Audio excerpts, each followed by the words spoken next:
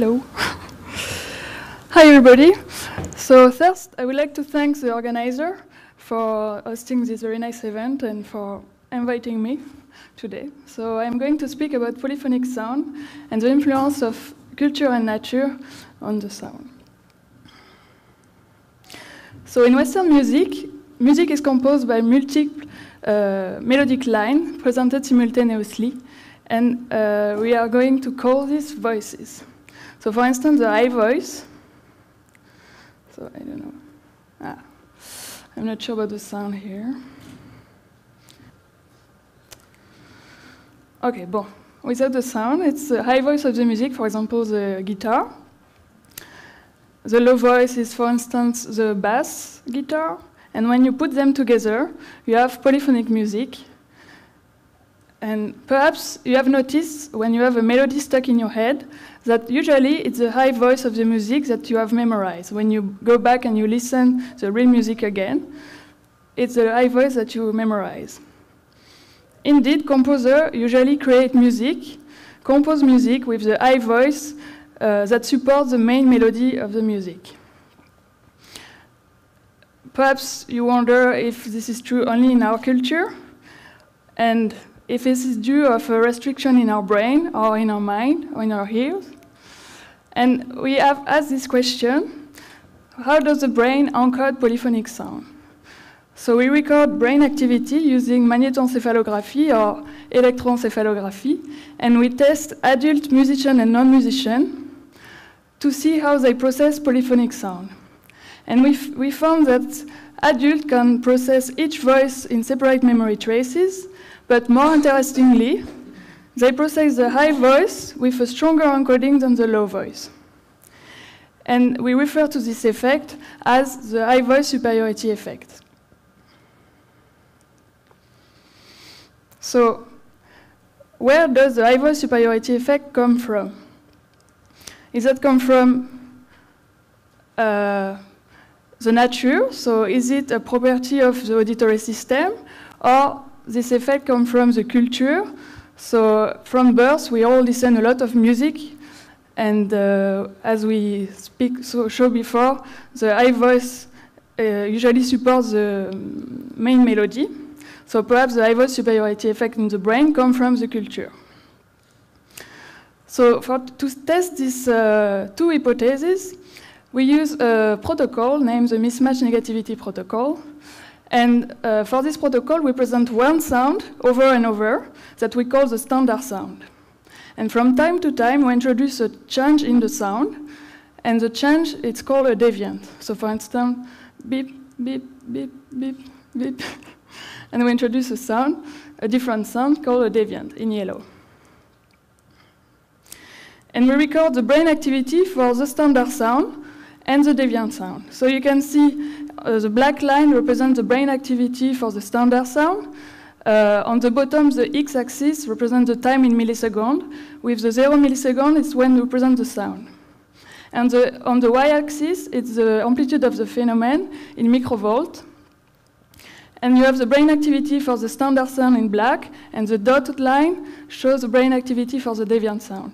And when we calculate the difference between the deviant and the standard, we obtain the mismatch negativity that reflects the change, an automatic change detection process of the brain. So we use this protocol with infants, and we test 16 infants at 7 months old and 16 infants at 3 months old. Oh, what? Okay, so this is the stimulus.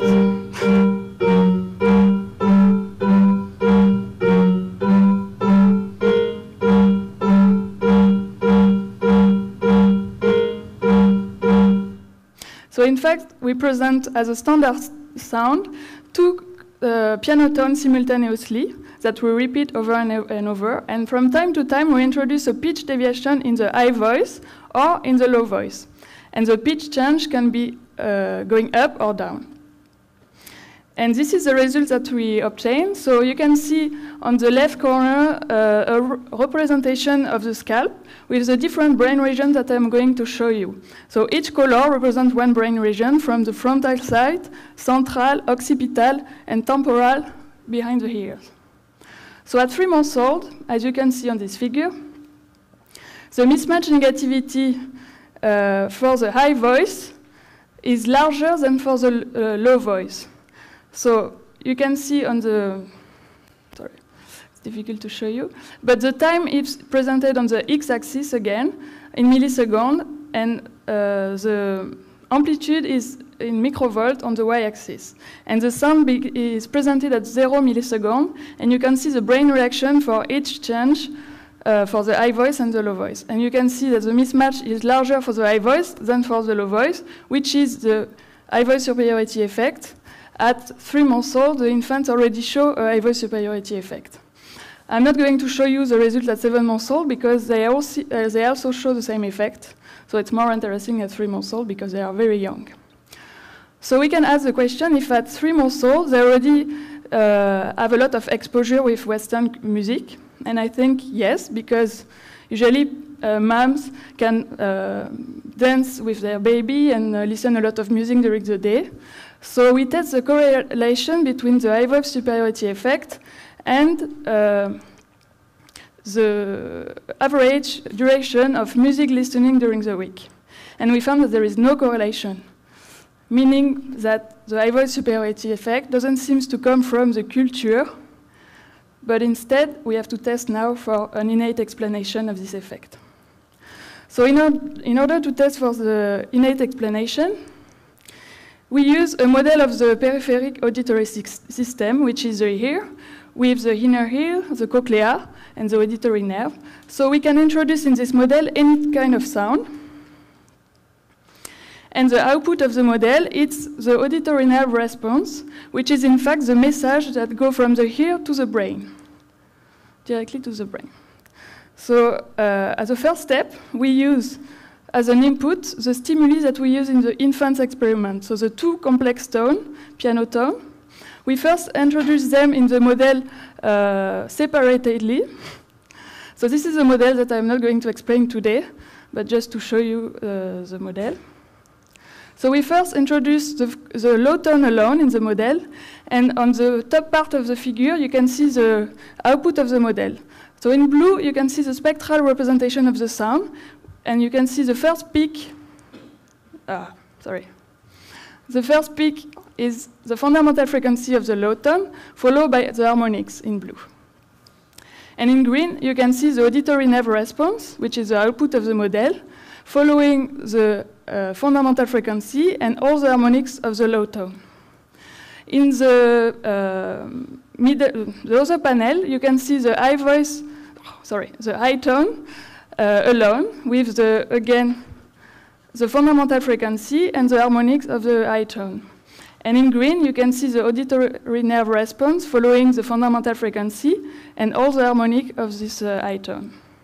And now, what happens when we present the 2 tones simultaneously, like in our experiment? So you can see on this panel, again, the spectral representation of the complex tone, 2 tones, and in green, the auditory nerve response, which follow finally more the harmonic coming from the high tone than the low tone, which might explain why we see a high voice superiority effect. So the neural response of the combined tone is dominated by the high tone. So this is interesting, but it's not really music. So we decided to test the model with something more realistic, so real music. And we use the opening measure of a Bach choral, Jean-Sébastien Bach choral. So I don't know if we can hear this sound this time. Thank you.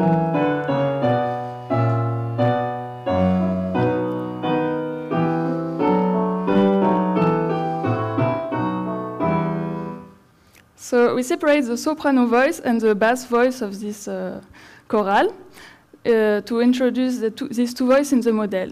And here we go, this is the result. So you can see the pitch salience, so the strength of the pitch salience in the auditory nerve, in red for the soprano voice and in blue for the low voice, for the bass voice. And again, you can clearly see that for each note, the high tone is always, a pitch salience stronger than the low voice, which is the high voice superiority effect for realistic music. So in conclusion, we can say that the high voice superiority effect seems to be innate and coming from the ear and not the brain.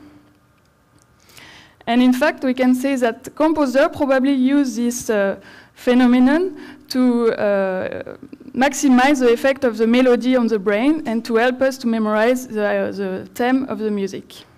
So I would like to thank my collaborators, which are Laurel Trainor, Takako Fujioka, Jan Bruce and Gavin Bidelman. Merci pour votre attention.